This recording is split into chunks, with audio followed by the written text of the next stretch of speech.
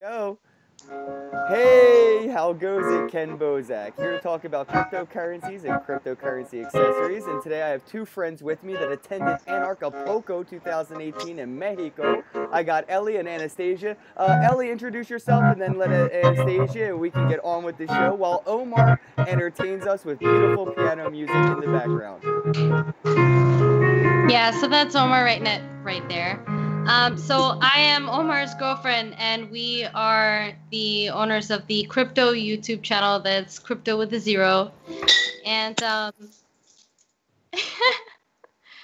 I support him on the channel. I set up our lighting and our sound and our video and all that stuff. And we try to do our best to bring to you guys the latest and greatest of the crypto space. We try to keep an unbiased opinion. So we don't take any money from ICOs and whatnot. We might report on them if they're big and really interesting at the time, but we try to keep it unbiased for you guys. So that's where I come from, and we went to Anarchapulco together for Cryptopulco. That was the 4th day of the conference. And Anastasia, please introduce yourself to the audience. You've been on the show before, but give them a refresh. Hi guys, I'm Nexus Girl. I help with the Nexus cryptocurrency project, and I also work with Ubiquity LLC. We're putting property title information onto the blockchain for municipalities and governments, and hopefully eventually just peer-to-peer home sale transactions. So that's awesome, because that's a real life use case of Bitcoin's blockchain. So super exciting to have you here and be a part of that. So you guys got to be in Anarchapulco's little crypto poco. First off, I'd like to see if your expectations versus realities were met. Ellie, you first. What were your expectations versus the reality? And then Anastasia. So thanks. I didn't really have that much expectation other than getting the chance to travel and learn more about anarchy in general. And those expectations were definitely surpassed. I didn't go in expecting a whole lot, but I met so many people that were health-oriented that really helped me on my own journey of healing, aside from learning everything that I learned from the speakers talking about anarchy in general, that most people actually have a very misconceived conception of what anarchy really is. So when someone might ask you, like, are you an anarchist? You want to step back and be like, well, that depends. What's your definition of anarchy? And the way they defined it really helped me understand that. So I definitely came away from that whole experience learning a whole lot more than I really came in expecting. That is awesome. And I know Anastasia's our Lady Anarchy, so did they hold up to your standards there, or what? What was your takeaway? I think the team surpassed expectations this year. I think they did a really great job. They definitely took a lot of consideration into some of the things that people said that they could improve on this year. And it was a much more like together event. Everybody was kind of in the same space, hanging out in the same place. The venue, in my opinion, was a lot better than last year. And I mean, last year when I went my first time, there was about 400 people. This time there was 1,500. Oh my God! It so tripled. Definitely even way more fun than last year. I was just so excited, and I'm coming back from it very spiritually and intellectually rejuvenated. You know, definitely. As somebody who came back from that, like this being my first experience, I can definitely tell you, I second that. I came into it not even knowing where it had come from in the past. Per se. I heard about it while I was there, that it was 400 last year and this year was 1,500. But definitely I felt that same thing. And it's definitely interesting coming from like a I've never been there before kind of aspect. We came away the same way. Yeah, and like you were saying, there's a lot of people there. There were so many people. In fact, you both attended and did not get the opportunity to meet in person. That's how many people there were there. You know, that's pretty astronomical comparing to any event from last year. To see all of these events go up in number of attendees in more than double the amounts, it's pretty interesting. And there was a lot of people there. So, Anastasia, who did you meet that had the biggest impact on you at Anarchapulco? Oh gosh, I can't even choose. There were so many wonderful, amazing people. I got to hang out with Jeff for a little bit. I got to hang out with Luke. I got to see Dana Martin speak. Her presentation was just like really, really touched my heart and my soul because she was talking about her experience of having children, and that's something that's really important for me in the future. I got to meet David Rodriguez, who's a big proponent of homeschooling and unschooling, and has all of these wonderful education solutions to help our children grow and become like amazing, successful critical thinkers. I got to meet Juan Galt, who's an investment researcher in the blockchain and a journalist, and we had so much fun, and I learned so much from him. And just in general, like everybody, Mark Passio was there, and I know him from Philly, but seeing him in Anarchapulco and actually presenting and talking to all of the other anarchists and like seeing him in the community was really, really awesome. I got to meet Yakov, who's a wonderful photographer and just like an all around amazing guy. There's so many people. It was extraordinary. It was a wonderful event. What about you, Ellie? Is there anybody or any people that you met that stood out and left an impact? Yeah, I agree. It was definitely an amazing event because I met so many people that I feel like I was destined to meet. Like I should have been there just to get to know who they were. And among those people it was Tiho and Lorena from Arcane Bear. Lorena has been through so many inspiring moments that are very similar to those that I've been through, and not to get too personal with it, but it definitely opened up my eyes to a whole lot of healing that I was definitely in need of. And that's what was so amazing about Anarchapulco in general, is that not only did we learn so much about the cryptocurrencies or anarchy in general, but we learned so much about healing, and we really connected with other people on a whole nother level. And aside from Lorena, who I really connected with, and Tiho, I also met Sandy and Jeremy.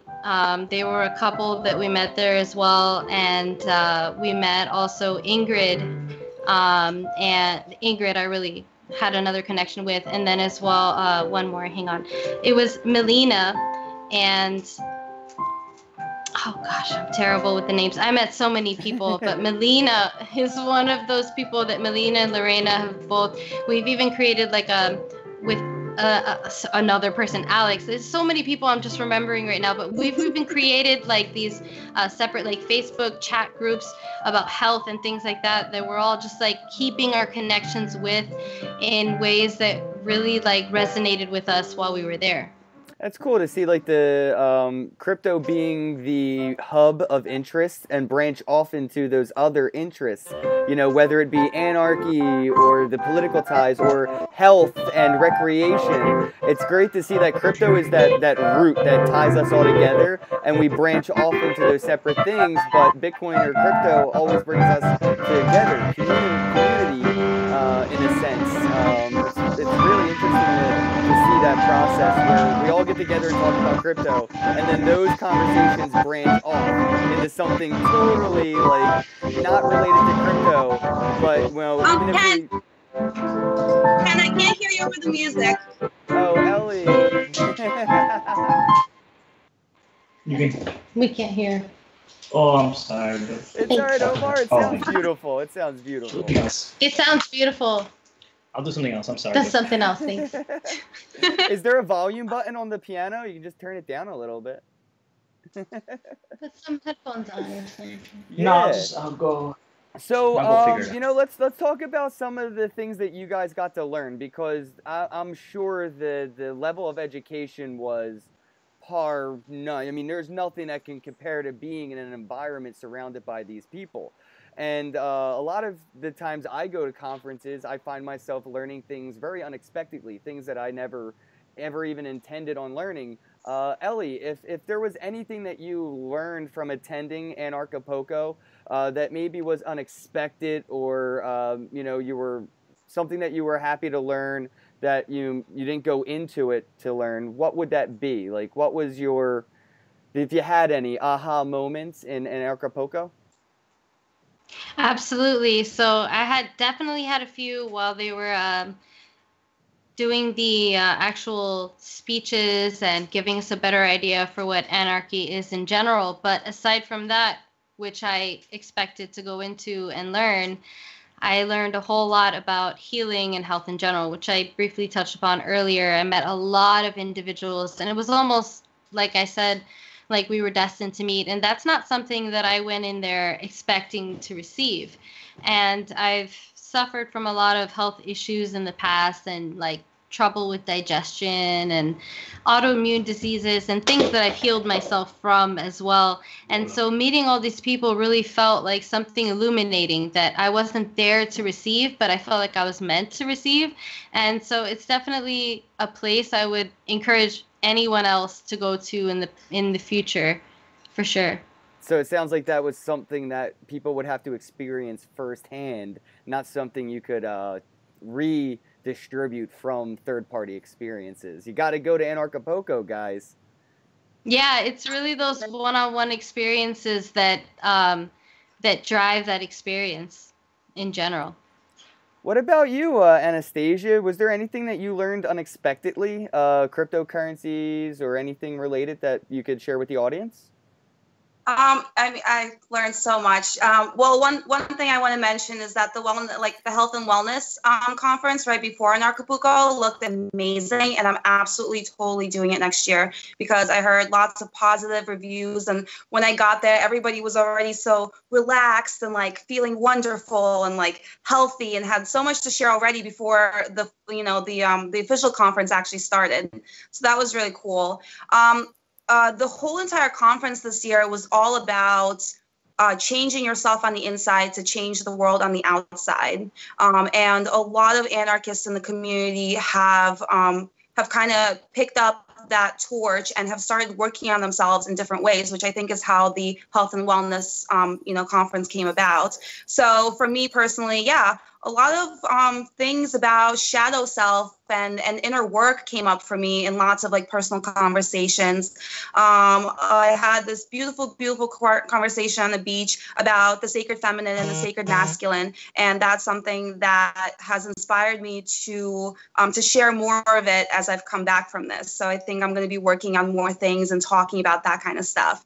And this year I focused on meeting more people outside of the conference because I saw a lot of the speeches and I follow a lot of the speakers online and see what they talk about. And since I've been an anarchist or an open anarchist for quite a while and a closet anarchist for most of my life, it's a lot of it is, similar information that I've already researched myself. But this time the one-on-ones were really where you got that personal perspective and just things like serendipitously happened in places. And that was really cool.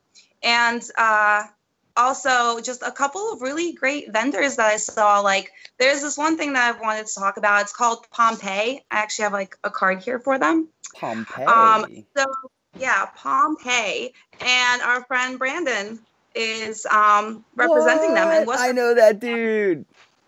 Yeah, was representing them in Anarchapulco. And basically they have an Android app that you can pull up on a tablet or a phone, and you can just right there, a merchant can just download this app called Pompeii and put in the cryptocurrency that the person wants to pay, and all of the fees are transferred to the customer. So the merchant doesn't have to really worry about the volatility as much, and they have everything there that's really, really easy to download. And you're just like, oh, well, I want to use Bitcoin. And so you click the Bitcoin button and you get the address, and people can just pay you right then and there. No hassle, no like long downloads and reading, huge like websites about Bitcoin education, but just here's an app, pay with crypto. Awesome. It's awesome that the conference sort of revolved around health and wealth, because, the wealthier we get, the more we actually consider our future in a health state. I'm going to be wealthy, but will I be healthy enough to enjoy my wealth? That's where a lot of people, once you start to think future, you think wealth, establish your wealth first. Then, we got to consider our health. So health and wealth is definitely something we're going to see a lot more, especially with millennials being in positions where they're probably going to retire before the generations before them. Like the odds of me already not having to work a regular day job are a lot higher than my parents or their peers because of the cryptocurrency revolution. You know, and you guys got to meet with locals and stuff like that. Ellie, was there any locals that you got to talk to that weren't actually at the conference that knew about crypto or were asking you about crypto? Yeah, actually, one of the servers that we had at the Princess Hotel became enraptured with the lanyards that we were using. They were sponsored by Bitcoin.com and Roger Ver. And he just saw the word Bitcoin on the lanyard, and he was like, "Hey," because we had them like piled on the table, and he was just like, "Hey, can I have that?" And we were like, yeah, sure. Like, we don't need it anymore. And he was just saying, I've been really thinking about investing, and I plan to invest this month, and I just really wanted one of those. Could I have it? And yeah, sure. So we gave it over, and he was definitely interested. But I mean, aside from locals that we met that were interested in crypto, there were also some locals that we met. There were just amazing individuals. Like, for example, there was another server at the hotel that Omar and I stayed in. It was called Quinta Real. And this guy basically ended up saying he was a missionary for Cuban people. He recognized my accent as a Cuban when I was speaking in Spanish. And he was saying, yeah, I bring in contraband, meaning he brings in food, clothing, things that humans need as like necessary human rights. He would bring them in, and that's considered contraband. So he let us know he was a missionary moving into Cuba and bringing in things to the people, and that was kind of amazing as well. That's so damn cool. Anastasia, tell me you met a coyote or something. What's going on? Did you meet any locals? Bro, dude, we saw the raccoons. The raccoons came to greet us while we were having our dinner, and we have some videos over up on I heard about YouTube the raccoons channel. are as popular or as they're there just like we have pigeons here. They're everywhere. Yeah. And they're really cool people, you know. They come up with their little hands, and they just look at you, and they're like, cool "Please, people. sir." And no, dude, no. But they're cool. They're sweet. Aw, adorable. Anastasia, did you meet any locals? Any coyotes smuggling people across the border? You got anybody? No, nothing so extreme this trip. My crazy stories are from Aspen when we chased bears, in town. Badass. But yeah, this time we just kind of, I don't know, we talked to a couple of the cabbies around, and we actually got to see Acapulco this time around. So we got to talk to our guide about that and learn more about the city, which is really beautiful and has like a wonderful, like rich history as well. Not so much about crypto, but I was very much around the conference, really talking to everybody who's local within the anarchist community who are living in Acapulco, and they've built a very, very beautiful community together down there. Wasn't there a band that was playing? I think I saw you tweet something that there was a band there.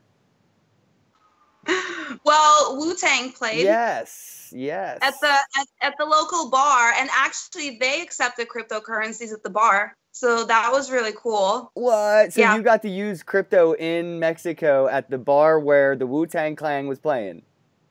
Yeah, it was a whole like hip hop rap night. So it was awesome. We all danced till like 4 o'clock in the morning. It was magical.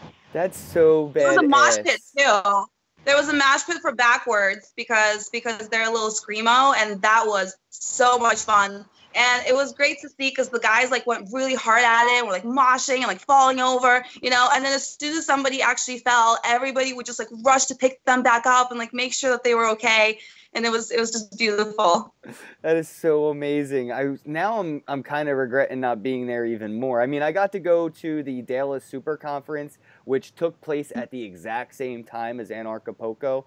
I got to meet some cool people, hang out with some cool projects, but definitely sounds like the better experience was the grassroots Anarchapulco, where there wasn't so many, I guess, ICO booths. You know what I mean? That's where I was. I was at ICO events. I feel like I should have been at Anarchapulco for sure now. There was an ICO extravaganza this year. I unfortunately did not make it to there, but there was about 6 or 7 projects that presented their ICO at the conference. So I mean, I don't know. I think all of the old school, like, Bitcoin guys and some of the old school, like, cryptocurrency supporters were already doing their own stuff. So I didn't get to experience that either. But there were some good, cool projects out there, like Pivx and some yeah, Pivx is cool. Load, I believe, and maybe a couple of other ones. Nexus had a presence with me and Jordan Page, so that was really cool. And just a couple, and Dash, of course. Yeah. Because Dash is now sponsoring Ben Swan, which was amazing. Yeah, I saw he was there, right? His speech was one of the best. He told us everything that had happened to him up to when he got shut down last year, and then about how he came back and about his future plans too. And just everything that he spoke about was very, very interesting. And that was one of my favorite speeches. Me too. Definitely one of my favorites. One of the best, Ben Swan. And the first speaker, I can't remember his name. He was great too. First and Ben Swan. He was the second.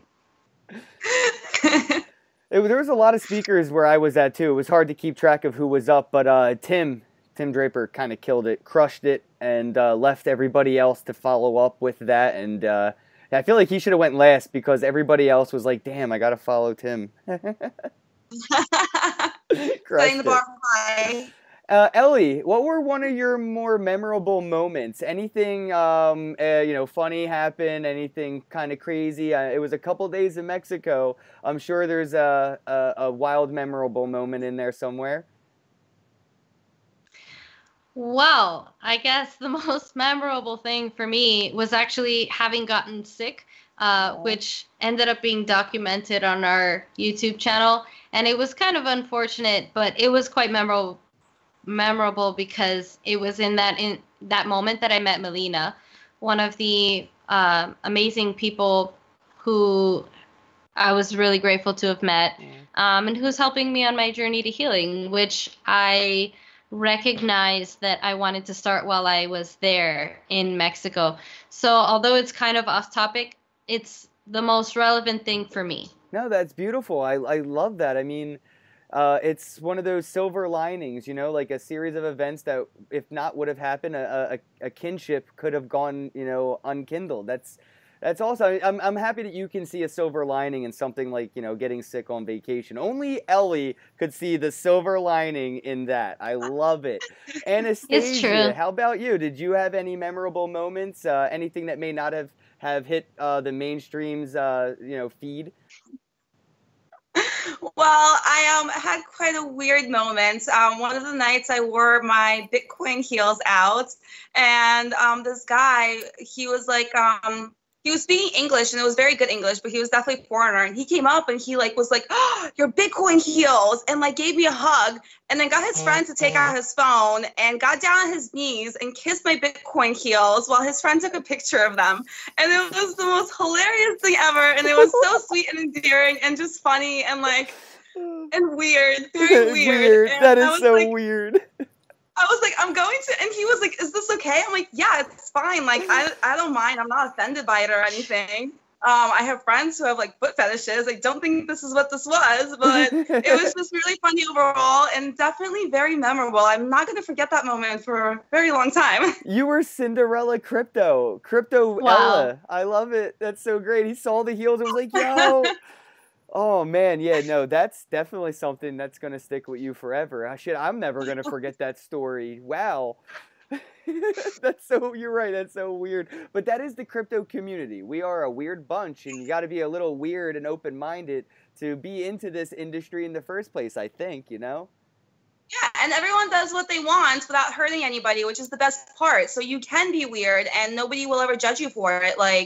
It's just, and one of the things that I experienced throughout the whole entire conference is you would meet somebody and you would start talking to them, and literally 10 minutes later, you guys are best friends. You click on this, you connect on that, bam. And it's there was nobody that was stuck up, or nobody that was unapproachable in any way, or anybody that was rude, at least not that I've experienced. I got to meet Lauren Southern at this conference, and I've been meaning to meet her at the last two conferences that we were at together, and I was just a little bit intimidated because she's just such a strong woman and so so like brave and so opinionated and competitive. And I got to meet her, and she's like the sweetest thing in the world. And I was like, oh, thank God I finally got the courage to talk to her, because it was awesome. That's so great. Hey, puppies! Aw, I wish I had a puppy. I want to start like a dog sitting business just so I can hang out with a puppy and give it back like kids, like babysitting. Like I don't want to have a kid. I just want to borrow it, play with it, give it back when I'm done. He's a good guy. He's a really good guy. Does he get along with Kiwi well? Do they play?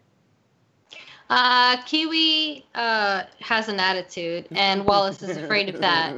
So it's safe. It's safe. I'm sorry, Kiwi's like the cutest pet ever, and to see him with a little attitude, just be like, you know. Oh yeah, he's very adamant about what he wants. He's clear and he's strong about it. So Anastasia got to use crypto at the bar with the Wu-Tang Clan for beers and shots. Ellie, did you get a chance to use cryptocurrencies in Mexico? Did you get to tip anybody or interact with any food trucks or anything? Were there any opportunities to use crypto in your Anarchapulco experience? Yeah, definitely. Over at the lunch counter that they had set up, it was like a fully vegan caterer. Oh. And they had a lot of really good like tacos and some what they called chilaquiles, which were to kill your hangover, apparently. And everything was vegan, and you could pay for all of it with cryptos. See, every conference I have been to, which were actually the 3 biggest conferences in the past 12 months, I didn't have an opportunity to actually use crypto anywhere. There was none accepted. So, again, I will say I feel like I should have been at Anarchapulco. That sounds like it was my true peership, was there. Not so much. It was your calling, Ken. What I happened? I thought we were getting our passports together. I thought so too, Ken. I know. I dropped the ball. And everything. I dropped the ball. We paid for the Airbnb in crypto. Ooh, hey. That's cool. I heard there's not to the actual host, but that's how we worked it out between like the 10 of us, because we got a little condo house with 10 people. So we just worked it out that way. And I was like, I'm just going to give you crypto because we're here. And This seems like the thing to do. Nice. Yeah, for sure. You know what? You guys were on the ground floor, man. A lot of people are basically tuning in. And again, this is not financial advice, but was there any like investment opportunities that you stumbled across, something that really caught your attention? Not saying investment opportunity to make you rich, but something that you may be interested in because you want it to exist. Anything new or anything old that rekindled your passion for, the project? Well, I guess definitely I had previously seen Smart Cash, and then this time I got to witness while I filmed an interview between Omar and the guys at the Smart Cash table. I was definitely reminded of that one and why I wanted to invest in the first place. So. Yeah, I definitely got to learn more about Smart Cash. I stumbled upon this really great project. Yeah, it was really cool. I didn't get a chance to stop by their table, but everybody was definitely talking about it. And everybody was talking about EOS as the big crypto for the year. So we'll see how that goes. I'm not sure about that one yet. But one of the ones that I stumbled upon was called EarthAngel.Vision, and it's this new project in the early stages, and they're basically growing industrial hemp, and they want to create eco-villages where farmers in Belize can grow this hemp, and then we can manufacture hempcrete and build eco-friendly homes, etc. So it's like a whole big community-driven project, which is really cool. So I'm looking forward to finding out more about that. Wow, that sounds amazing. I missed that one. I've been meaning to get into investing in hemp for a long time, but I just haven't found any companies or stocks or even crypto tokens that were that I was really confident about. This one we'll see. I'm excited about it. Nice. One project I actually came across at the Dallas Super Conference that's a little related to the topic since we're talking about Anarchapulco in Mexico. There was an ICO for a coin called ESL. Like the Spanish learning classes in high school, ESL classes. They had an ESL token for a platform very similar to Rosetta Stone, but a decentralized educational program for Spanish kids or for English kids to teach or learn Spanish or English.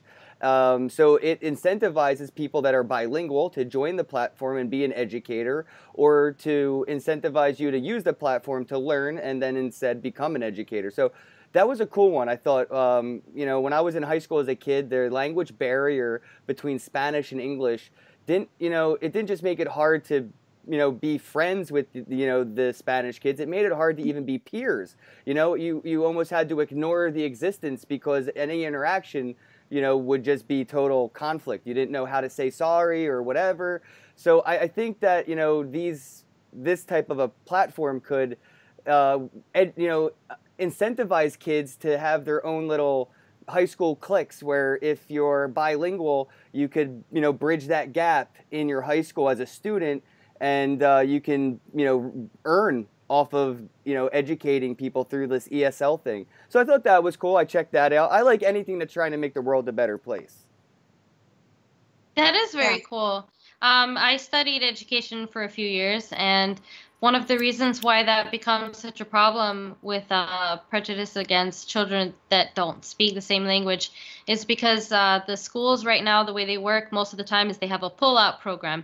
So if the student doesn't speak English, they pull them out of the regular curriculum courses to give them English intensive courses that are geared towards the same curriculum as their other fellow students. But because of the fact that they're in a separate classroom for so much of the day and they only really spend like PE together, it creates a lot of disconnect. So that is really cool as a way to try to bridge that gap.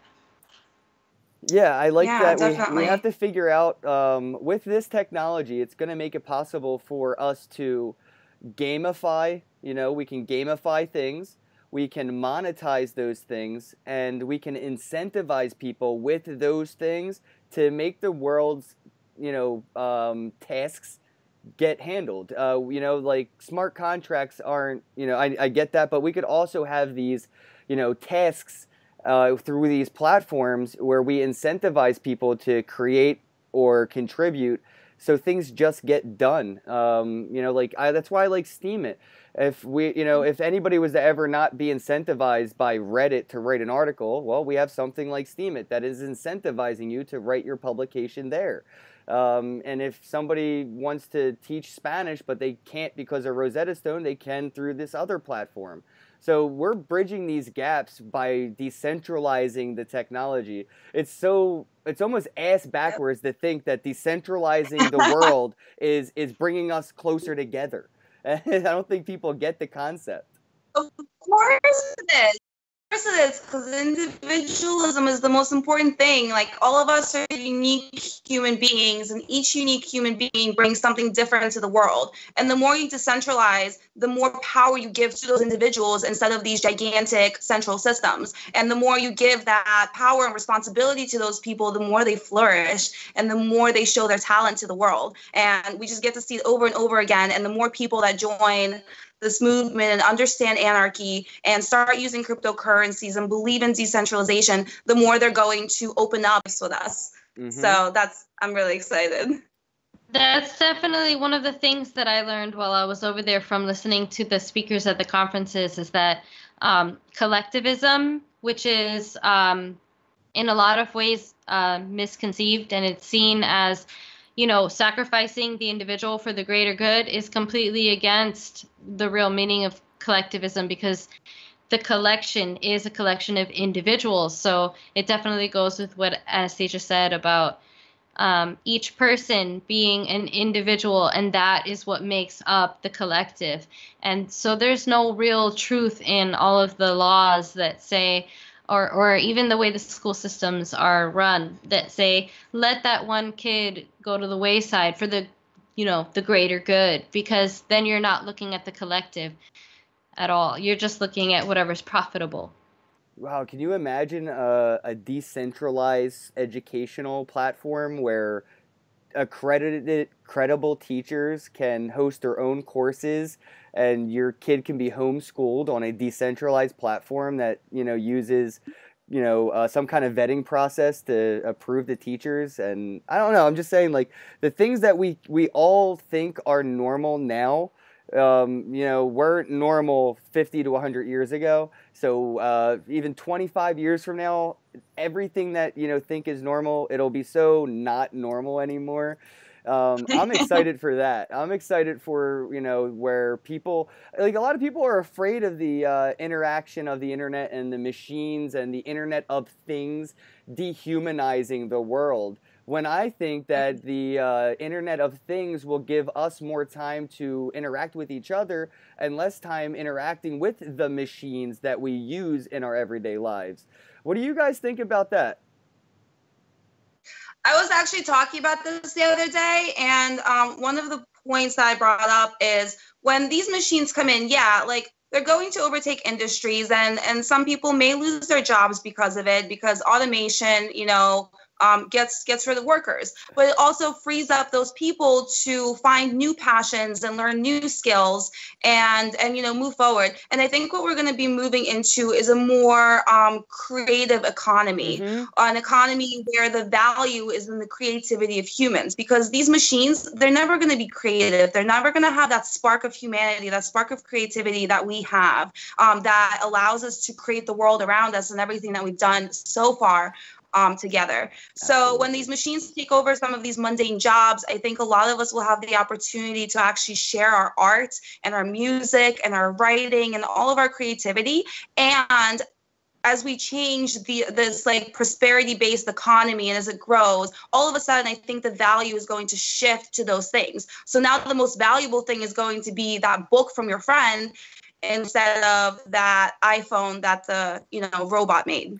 Exactly. And I agree. I don't think it's really going to be a matter of jobs being lost so much as jobs changing. And I believe that we will evolve to change with the demand of the workforce. Yeah, people by nature want to contribute. I think the whole, like, glutton, lazy, people are lazy by nature, that's not the case. You'll find more people want to contribute because the legacy issue, every person has that mortality vibe where you want to leave a legacy and you want to be known for something. You want to contribute to society in some way so you're remembered. And that, I think, overpowers that whole glutton urge to just sit in bed all day and do nothing. Oh no! Like I'm Omar. sorry. Omar could just sit in bed all day, but he has that urge to get up and make videos and contribute to society. True. And that's the thing I think people will have more time to do. He was just howling at Wallace. That's what that was. Sorry about that. Wallace is sleeping on my lap. Let's see if we can wrap things up. I've been stealing your guys' time, and let's see what we got here to. Oh, awesome. What are your predictions on the future based specifically on your experiences at this event? Let's start off with Anastasia, and then Ellie can wrap things up. Cool. I mean, it was extremely, extremely exciting to see so many people in Anarchapulco. And I know I've only been in the community for like a year and a half, almost 2 years now, but just seeing it like grow like that. And I think Ron Paul being at the conference was definitely a part of that, because he pulls in a really large crowd, and there was some really great famous kind of speakers at the conference this year besides Ron Paul, Ben Swan, Mark Passio, etc. So I think it's just only going to get better. And these projects are maturing. These startups are becoming real companies. It's just amazing to see how much we have to look forward to in the future. And it's going to get bigger because more people are going to find out about cryptocurrencies this year. And that's going to make them research decentralization. And researching decentralization always forces you to learn about centralization and the kind of reality that you're living in. And once you realize that, well, that's your stepping stone to figuring out all of the other things and learning about true liberty and freedom. Mm-hmm. No, Well, you're right. Anastasia's been there before, so I'm pretty sure she's got a better idea of where things have come from in the past. But as someone who's only been there for the first time this year, I can definitely say, given what I've heard about how few people there were in the past, how quickly it has grown, I fully agree with everything she has said. I only see it growing from here, and I only see it building more connections between people, like what we both experienced. So I only see it as something that's going to grow. And you have to go next year, Ken. I Do you have your will. passport? I will. We're Actually, all going. no, I definitely. I have an appointment tomorrow to finish my passport, so I'm going tomorrow morning to finish that up, and I'll be flying out to LA next month. Yes. So I will yes. be hanging out with you IRL about 2 weeks or so from now. So I'll see you soon. I can't wait. Yes. I know. I'm excited to see LA. You got to give me the tour because you've been there long enough. You got to know the spots by now. I'm excited. I know all the spots to eat. I know all the good food. I got That's you. the most important part. Right The most there. important part. Where is the good food? Absolutely. All right. Let everybody know where they can find you. There are links in the description box below. So, Ellie, let everybody know where they can find you, and then Anastasia, let everybody know where they can find you, and everybody will wrap it up. Cool. So, Omar and I can be found on our YouTube channel, Crypto. That's CR, PY, whatever, T0. It's with a 0. Crypto with a 0. Or you can find me on Instagram. It's L Marie is me. That's ELLEMARIEISME. All right. Yeah, there's links below for that. And Anastasia, let them know where you are. Yeah, so on Twitter, Instagram, and next to Slack, I'm at Lady Anarchy. Anarchy spelled with a K-I at the end. And then I'm usually on Facebook with my middle name, Anastasia Sergeyevna. Good luck spelling that, but you can totally find me through Ken. Yep, links are below for sure. Yeah, and then Steven, you can find me under MS Clever Clocks. So yeah, I'm all over the internet. Ellie, the chat wants to know if Omar can stop by and say hi real quick. Yes, hang on just a sec. There you go. I got to meet Omar at the crypto show when Raj Rivera was debating Juan Galt, Bitcoin Core versus Bitcoin Cash. So that was really cool. Oh, really? That's so cool. What's up, guys? Hey, man, how goes it, bro? It's so cool, dude. I was just playing Zelda like in the background since apparently I couldn't play piano because it was too loud. So, I'm chilling, dude. Thank you, brother. It's I didn't think it was gonna be loud. I'm sorry if I was being very interrupting, but we had a lot of drinks at a sake/Korean barbecue place just earlier, so it made me a little bit more liberal than I might have been normally. Warm or cold sake? I gotta know. Wait, actually, it wasn't sake. That's how messed up I am. It was actually, we ended up drinking champagne. it was like rosé champagne. We had like 2 bottles. That dude. is and way now off. I'm like sipping beer. Yeah, no, I haven't been doing the news videos because we were at Anarchapulco like you guys have been talking about for a while. So I'm going to get back to it tomorrow. So I was going to take one last day to just fucking party out and just chill before getting back to updating everybody on what's going on. Awesome. What's up with you guys? Oh, so man, cool to meet you, Anastasia. We just had fun hanging out with Ellie. Ryan Gist really wanted you to say hi. So shout out to Ryan. Shout out to Ryan. Yeah, man. Ellie said she got to meet you during the Roger Ver Bitcoin Core debate, so that's pretty cool. Who got to meet me? I'm sorry? Anastasia. I did. Oh, shit. That was you? Yeah. That was the best freaking debate. What did you think about that? I mean, it was awesome. I mean, like, Juan did a fantastic job, and like Roger came in. It was just a really great panel. It wasn't even a debate. It was like a real conversation, and everybody from like the old like Bitcoin like Reddit group like jumped in and had a say and like voiced their opinions on the whole controversy of censorship. And it just covered a lot of really great topics between the two cryptos. What brought you into that room? I'm just very curious because I kind of snuck in there myself, having heard about it. Like, how did you know about it? Oh, I just know some people, heard some things, found it. Actually, I was afraid I was going to miss it. And then me and Luke finally found the room. He's like, there's another media room up there. And I was like, yes, that must be where it's at. So I was really glad that I got to see it in person. It was amazing. That's so great. Yeah, there was like exclusive live interviews happening behind closed doors. You had to go hunting for. Yes, Yeah, but you can do it if you're brave enough. That's awesome. I'm the kind of guy that likes to sneak backstage for whatever, and if I can get away with sneaking into an area that most people can't, I get the slight sense of elation just to know that I was there for sure, just to know that I managed to sneak where I'm not even supposed to be. I mean, like Jeff Berwick, this dude who hosted the conference, snuck into the Bilderberg conference. It's like the Illuminati conference. I thought that was so cool. Like, respect to this guy sneaking in through multiple stages of security, past like the presidential security and police to get into a room where all of the mainstream journalists are at. That is respectable, dude. Because at the end of the day, if we have a goal in our minds to say we want to be there, we'll make it happen. So, I mean, at the conference myself, I was like, I want to interview on the last day this person, and this person.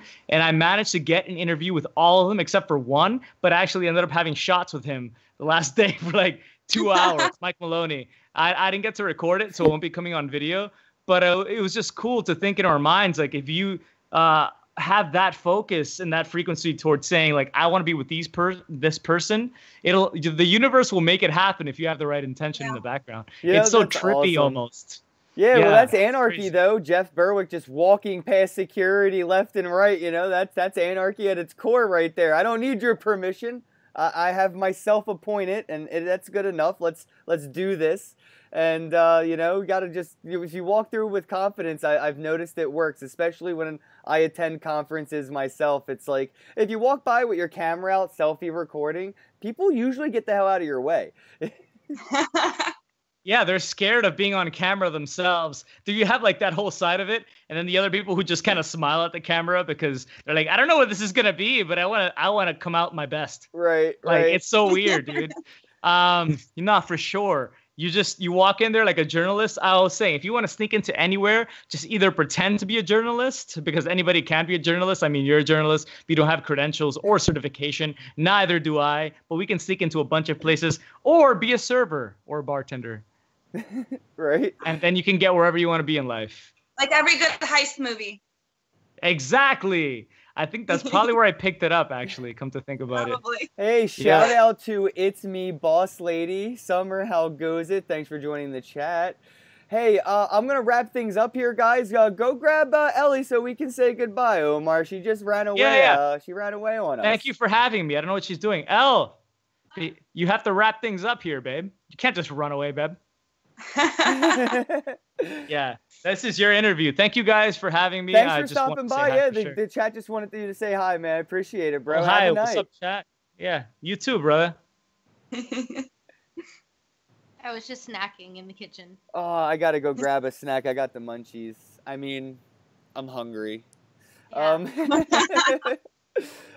So yeah, this was an excellent conversation. I really feel like I missed a lot, but I definitely feel like I made up for it by talking with you. And I know that the audience that could not attend the event has gotten a lot out of you attending the event. So thank you so much, ladies, for coming on. And Ellie, Anastasia, thank you. And have a night, everybody. Thank you. Thank you for having us. Oh, you guys rock.